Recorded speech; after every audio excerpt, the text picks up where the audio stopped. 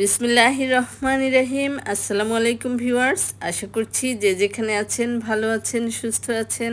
Welcome to my channel chef Sharmin. মজার মজার yummy yummy মগজ ভুনা নিয়ে চলে আসলাম। মগজ ভুনাটা আমার বাচ্চারা এতটাই পছন্দ করে যে সব সময় শুধু মগজ ভুনাই খেতে চায়। তো সেজন্যই একটা গরুর একেবারে আস্ত মগজ নিয়ে চলে আসলাম। তো গরুর মাথা থেকে আস্ত মগজ এভাবে আস্ত বের করেছে, দেখতেই সুন্দর লাগছে। আমার তো এটা ভাঙতে ইচ্ছা করছে না এবং রান্নাও করতে ইচ্ছা করছে না, মনে হচ্ছে যে এভাবে সাজিয়ে রাখি, তারপরও কি আর করা। তো রান্না করার জন্য আমি এভাবে একটু ক্লিন করে নিচ্ছি। কিছুই না, জাস্ট একটু ভিতরের রগগুলো, ছোট ছোট রগগুলো একটু টেনে বের করে নিচ্ছি। বের করে এখানে ভালো করে ধুয়ে তারপরে আমি মগজটা রান্না করব। তো মগজটা যখন রান্না করছি আর ক্লিন করছি, আমার শুধু পুনর্জন্ম নাটকের কথা মনে পড়ছে যে মানুষের মগজ কিভাবে রান্না করে খাওয়ায়। তো এখন অমনটাই লাগে অনেকটা। যাক, আল্লাহ মানুষকে হেদায়েত দান করুক, এভাবে মানুষ যেন না করে কখনো। এইভাবে টিভি নাটক টাটক দেখে বাস্তবে যেন এই জিনিসগুলো রিপিট না হয়, সেটাই কামনা করছি। তো প্রথমেই ফ্রাই প্যানে হাফ কাপ সরিষার তেল দিয়ে দিলাম এবং পেঁয়াজ কুচি দিয়ে দিচ্ছি 1 কাপ পরিমাণ। পেঁয়াজটা সামান্য একটু ভেজে নরম হয়ে এলে এই পর্যায়ে দিয়ে দিচ্ছি তেজপাতা এবং দারচিনি ছোট ছোট 2 টুকরা। এখন সব কিছু হালকা ব্রাউন করে একটু ভেজে নিচ্ছি এবং দিয়ে দিচ্ছি 1 টেবিল চামচ রসুন বাটা এবং 1 টেবিল চামচ আদা বাটা।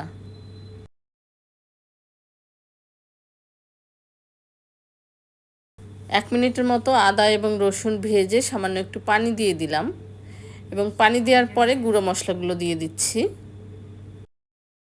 1 টেবিল চামচ হলুদ গুঁড়া দিয়ে দিচ্ছি, 1 টেবিল চামচ মরিচ গুঁড়া এবং স্বাদ মতো লবণ এবং এলাচ পাউডার দিয়ে দিলাম। আপনারা চাইলে আস্ত এলাচও দিতে পারেন। এবং জিরা গুঁড়া দিয়ে দিচ্ছি 1 চা চামচ পরিমাণ এবং ধনিয়া গুঁড়া 1 চা চামচ পরিমাণ। এখন মশলাটা ভালো করে কষিয়ে নিচ্ছি, অল্প অল্প পানি দিয়ে মশলাটা ভালো করে কষিয়ে নেব। মশলাটা যত কষানো হবে ভালোভাবে, রান্নাটা কিন্তু ততটাই ভালো হবে। তো মশলাটা কষানো শেষ, আর একটু পানি দিয়ে দিচ্ছি মগজটা কষানোর জন্য। তো পানি দেওয়ার পরে পানিটা যখন ফুটে উঠেছে এই পর্যায়ে দিয়ে দিচ্ছি মগজ।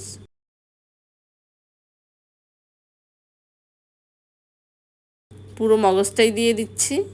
তো মগজটা এভাবে আমি একটু ভেঙে ভেঙে দিচ্ছি, এভাবে ভেঙে ভেঙে দিয়ে ভালোভাবে কষিয়ে নেব মগজটা।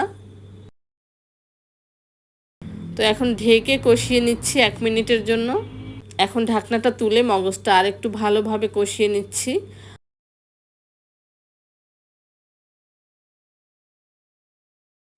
তো এখন এভাবে ভালো করে নেড়ে কষিয়ে নিচ্ছি।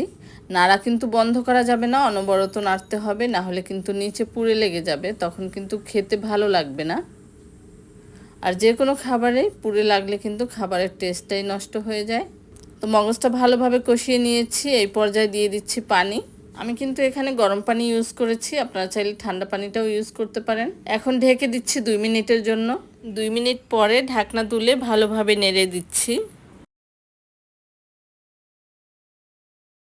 আর একেবারে ঝোলটা যখন শুকিয়ে আসবে এই পর্যায়ে দিয়ে দিচ্ছি কাঁচামরিচ ফালি।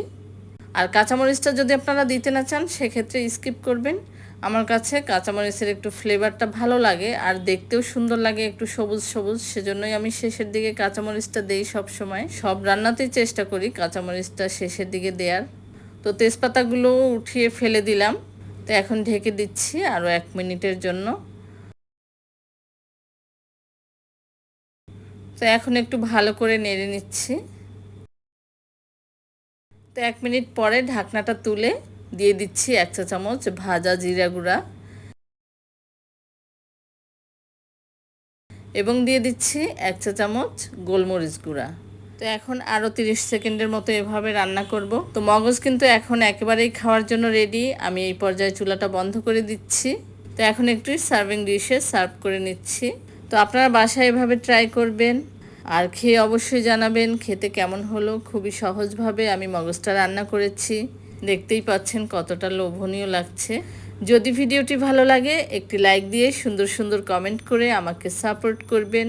আর যদি সময় সুযোগ হয় ভিডিওটি শেয়ার করবেন ফ্রেন্ডস ও ফ্যামিলির সাথে। আজ এ পর্যন্তই, সকলে ভালো থাকবেন, সুস্থ থাকবেন, বিদায় নিচ্ছি। আল্লাহ হাফেজ।